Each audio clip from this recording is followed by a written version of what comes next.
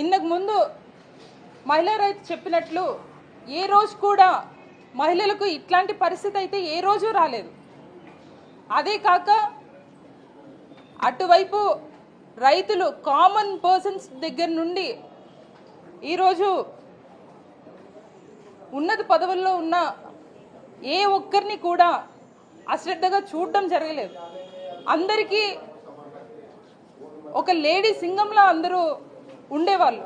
కానీ ఈరోజు కూటమి ప్రభుత్వం వచ్చిన తర్వాత మహిళలకు ఇట్లాంటి పరిస్థితి వచ్చింది.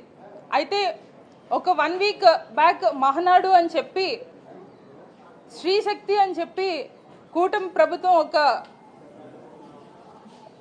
సమావేశాన్ని ఏర్పాటు చేసింది.